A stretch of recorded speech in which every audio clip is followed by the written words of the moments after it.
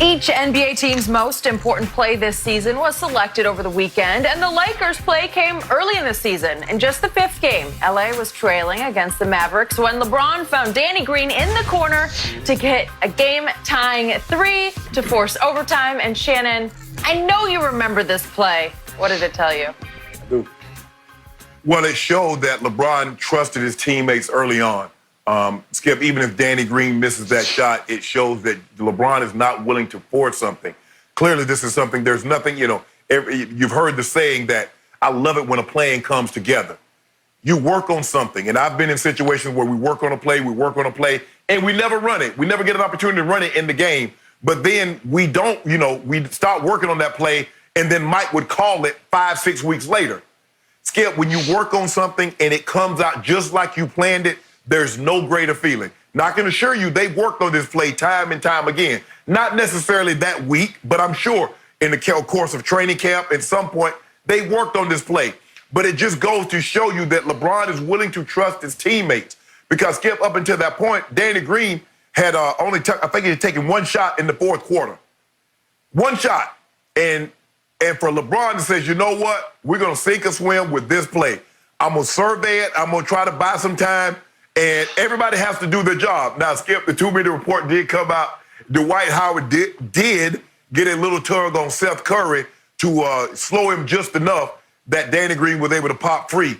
But when you run a play and it comes out and it works to perfection, and that's what makes LeBron so unique. LeBron is unswayed whether the guy makes or misses a shot because he understands we're running this play with the hopes that he's going to make it. But I can't base my actions on whether or not he misses this shot. Well, he might miss it, so let me take the shot. That's not how he operates. He's going to go, and he's going to do what he feels is in the best interest of the team. And I trust his judgment. It's never wrong to make the right decision. And LeBron is always going to make the right decision.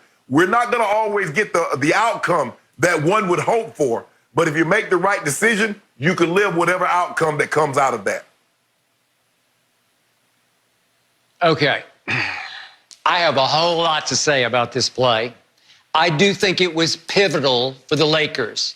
I do think it helped launch them into a long early win streak that set the tone for the year. And they did it against a team that I think has been the surprise, you could argue, of all of basketball, but certainly of the Western Conference, the Dallas Mavericks, especially at home with Luka and Porzingis. Now, what I remember about that night was that happened to be the night I was in Oklahoma City at my high school, Northwest Classen High School, getting honored. So it's the one LeBron game this year that I wasn't able to watch until the bitter end. So I'm checking my phone through the ceremony, and I see Dallas is up, 10 with 9:18 left. And I'm thinking, man, at home, the Mavericks probably got this one. I did not get to see what happened in that stretch down to, 6.4 seconds left. But in that stretch, in the fourth quarter, Luka and Porzingis combined to go 0 of 6 from the field. And in that stretch, I saw the highlight or low light. Dwight Howard got away with roughing up Luka on a loose ball. I think he got him with the forearm. And I think the book on Luka, who you say is the next Larry Bird, baloney, the book on Luka is to get physical with him because he will shy from physicality. And Dwight really got physical with him, and he seemed a little woozy and a little shaky the rest of the game. And Kuzma said after the game that their game plan was to pass it to whoever Luka was guarding because he couldn't guard any of them. So the guy that you say is the next Larry Bird can't defend. I don't know. That's a whole conversation for another day. But Luka and Porzingis, they both shrank down the stretch, which allowed LeBron and company to come back, creep back into the game. So now we get down to, they're still down 3 with 6.4 seconds left.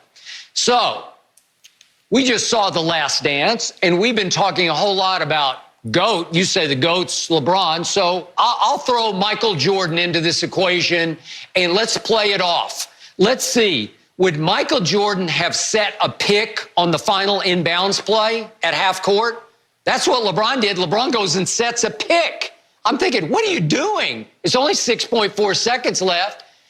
Michael Jordan would have demanded the inbounds pass come straight to him. LeBron didn't do that. He's setting a pick, and Danny Green barely got an inbounds to Avery Bradley. Then LeBron cuts across the floor, and Avery turns fairly quickly and gives it to LeBron over on the left wing. And I'm thinking now we're down to about 3 seconds left. And Michael Jordan just takes it. He's got, at this point, the switch was DeLon Wright. He's 6'5", LeBron's 6'9".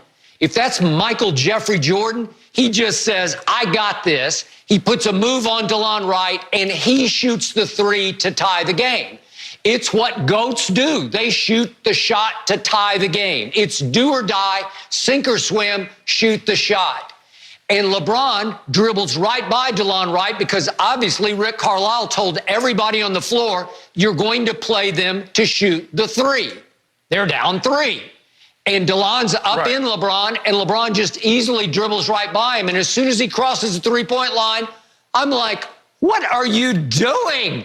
By this point, we're back at the hotel, Ernestine and I, and we just got back in time to watch this last play.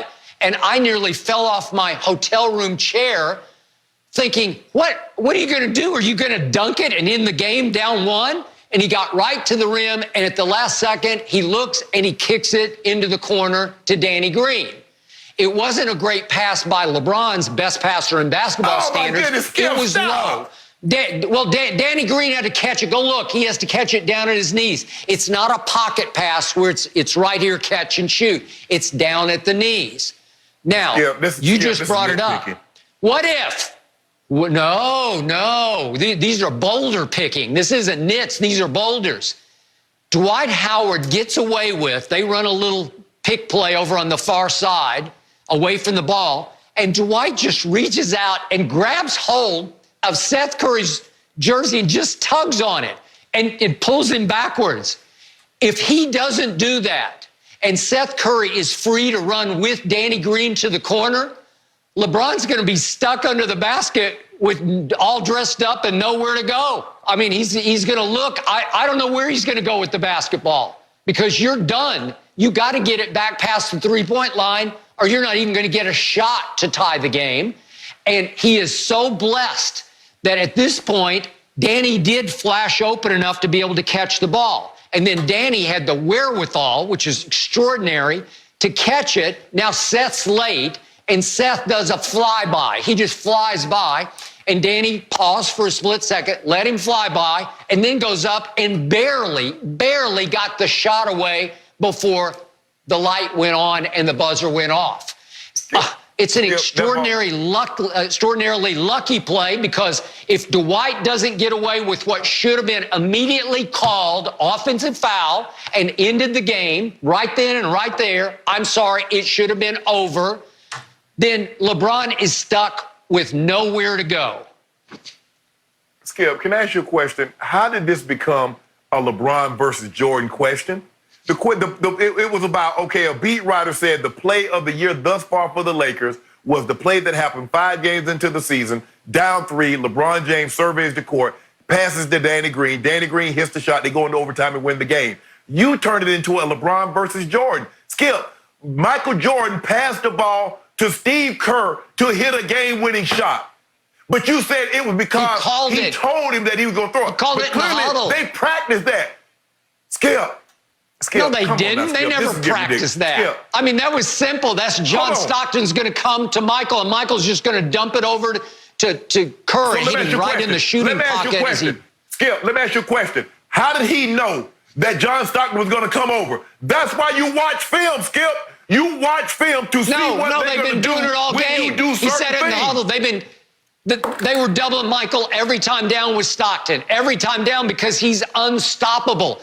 LeBron did not get doubled on that play. Nobody in the huddle said, we know LeBron's going to get doubled. No, they didn't because LeBron's not a very good three-point shooter. So he was basically a non-factor on that play. There were other better three-point shooters, including Danny Green, who had already made one in the game. He was 2 for 2 from 3. So let me ask you a question. So Michael Jordan on the Bulls, he was always the best three-point shooter on the Bulls. So he was better than Paxson. He was better than Kerr. He was better than Kukoc at shooting the three-point shot. Is that what you're telling me? threes weren't shot in his day. There was no emphasis put on three-point shots. But yes, trust me, the three-point line has been in since 1979. You want to see the stats on how few? What was it that for his career, Michael averaged 3.6 attempts per game? What's Harden average now? 15 attempts a game? I don't even know what it is. 20 attempts? Skip, no, what you're trying to do is that you're trying to say the three-point shot. There was no three-point shot when Jordan was in. The three-point shot came in 5 years before Jordan entered in 1979. But that's not here. But this is what I also want to say. You always talk about what Porzingis and what Doncic didn't do. Oh, they crumbled down the stretch. Okay, but you never said anything about the Falcons crumbling down the stretch. All you mentioned was Tom Brady taking advantage of the opportunity and how great he was. Okay, all the Lakers did was take advantage of the opportunity that was presented to them. Skip, you've got to stop this notion because LeBron didn't take the shot. Michael Jordan would have took the shot. Okay, maybe he would have, and maybe he would have made it. Yeah. But this is not this is not a LeBron versus Jordan debate in this. This was the execution of the play, the trust that LeBron James has in his teammates to do their job. Everybody else, when Steve Kerr hit the shot, when John Paxson hit shot, it was his teammates doing their job. LeBron James has a teammate that does his job. They save his legacy. I'm just trying to differentiate